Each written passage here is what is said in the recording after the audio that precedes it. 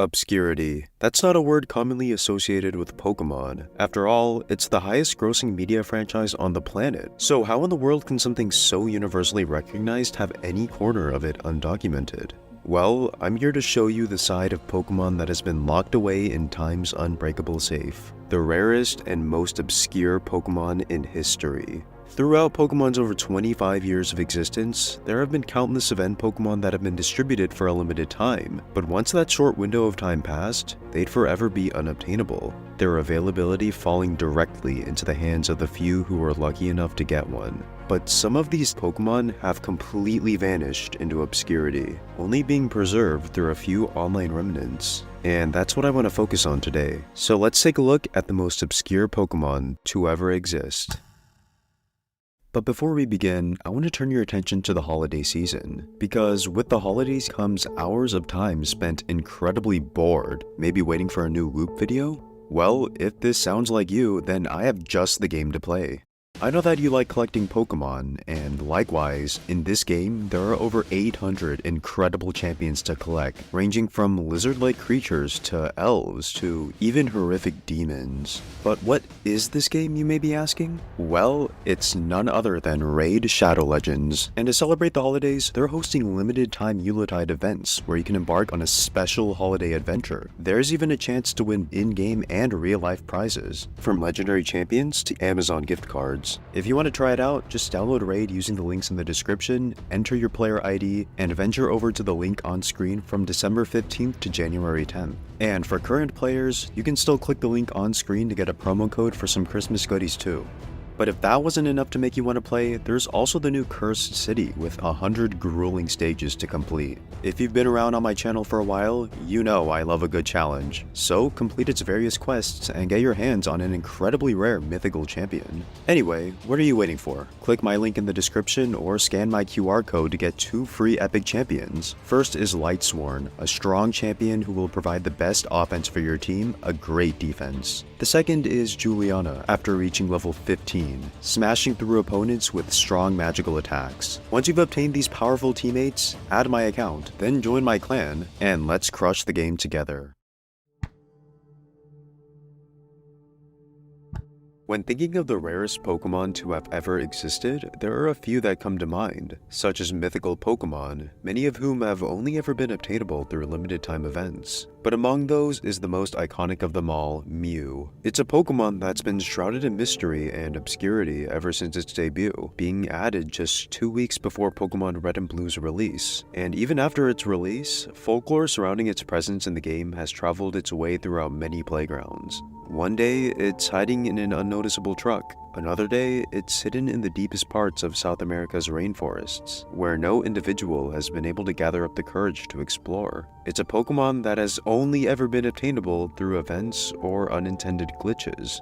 Or has it? Because believe it or not, Mew has actually had more availability than you think. You see, during Generation 4, there was an app for the Wii called My Pokemon Ranch, which essentially acted like an older version of Pokemon Home, allowing you to store any Pokemon from Diamond and Pearl, as well as Platinum for Japanese consoles. Inside the ranch, you could see all of the Pokemon stored, as well as watch your Pokemon do cool things if you collected a certain amount of a specific Pokemon species. But what does this have to do with Mew? Well, that wasn't the only thing the storage system did. Along with conveniently being able to store Pokemon from Diamond and Pearl, Game Freak really encouraged players to deposit as many of them as they could, giving special perks when a certain amount of Pokemon were present in the ranch at the same time, including being able to trade a Leafeon for a Fione. But the most prized trophy of them all, only for the most dedicated of players, was locked behind the very slightly difficult task of depositing 1,000 Pokemon in the ranch at the same time. Only, and only by doing that, you'd be able to get your hands on the Pokemon Ranch Mew, the only ever time where Mew was obtainable without an event.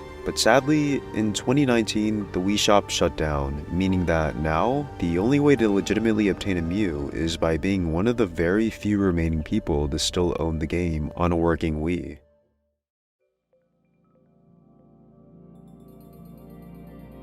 If I were to ask you what the weakest Pokemon is, I'd expect to hear a couple of answers. Maybe some Sunkerns, Weedles, or even a few Wishy-Washies. But I'm 100% expecting the most common answer to be none other than Magikarp. I mean, come on, it's splattered all around its dex entries. Virtually worthless, very unreliable, a pathetic excuse for a Pokemon. It learns almost zero moves, almost always getting the same depressing 3 options of either splashing, weakly tackling, or desperately flailing around. Not to mention that it can barely dish out any damage thanks to its awful offensive stats. Its whole purpose is to be useless. But its dex entries also give us a small insight into Magikarp's past, stating that its descendants were believed to be stronger than what we have now. And in what can only be an incredible coincidence, back in Pokemon's early days, there existed 3 Magikarp that could do more than just splash around. The first 2 are the more common, being the 2 Pokemon Center event Magikarp, distributed in 2002 and 2003 respectively. The first event gave out Magikarp knowing Reversal, which was essentially the fighting type version of Flail. The second, however, gave out a Magikarp knowing Bubble, a move that it honestly should normally learn.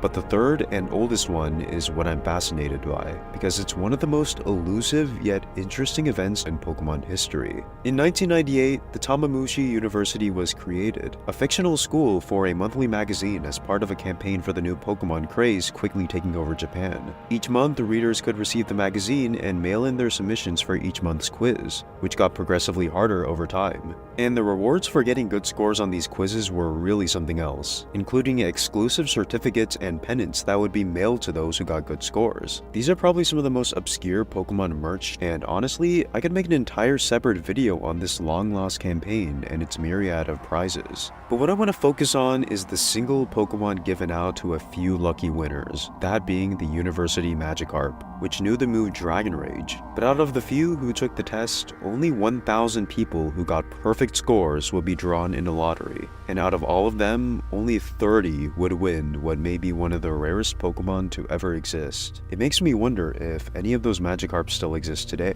and even crazier, if one of them has the right IVs to be shiny, but I guess we'll never know.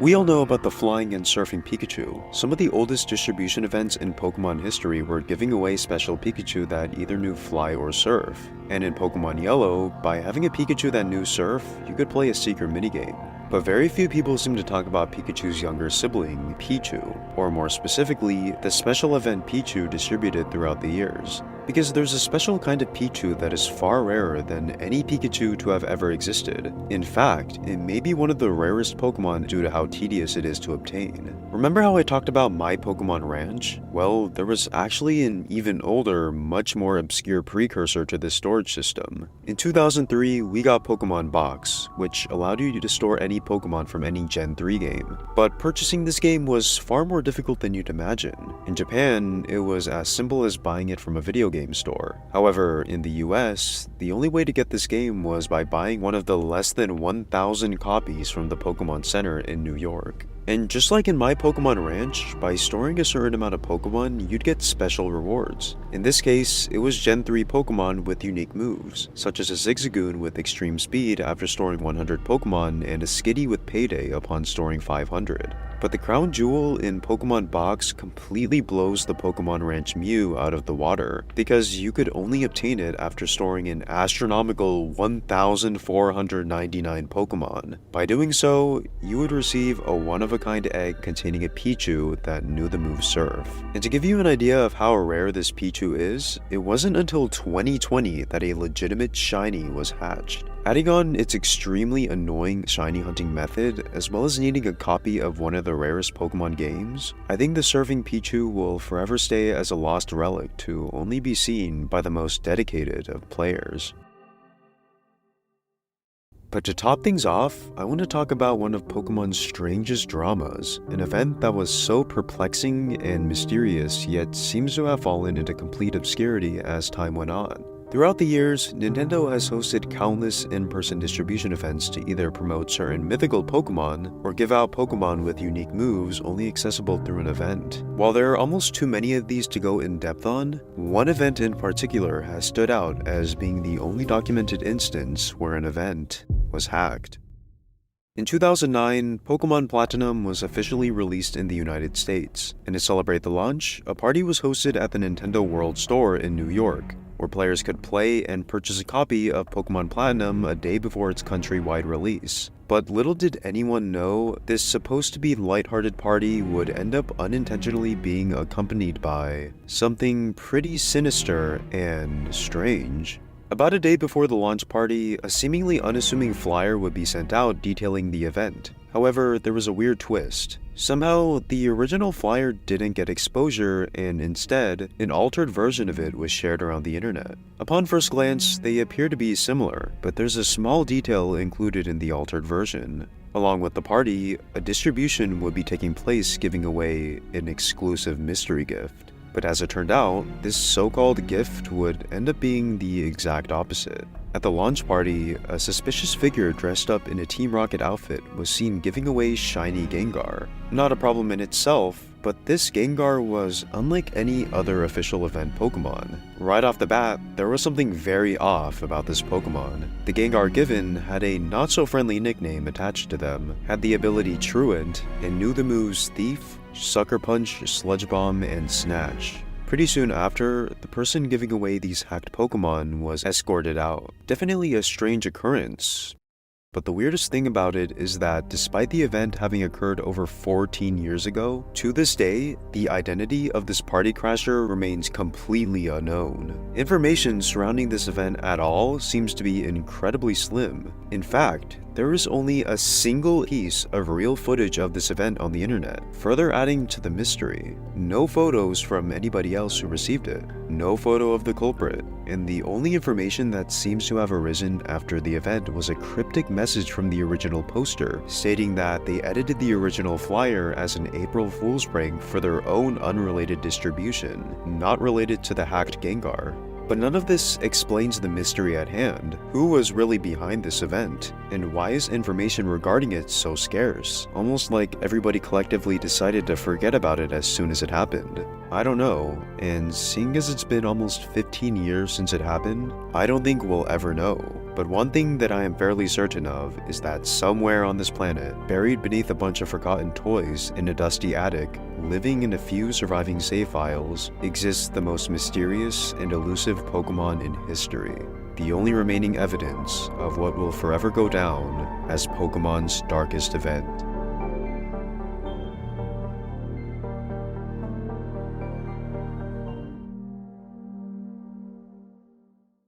Don't forget to use the link in the description or scan my QR code for some insane bonuses for new players.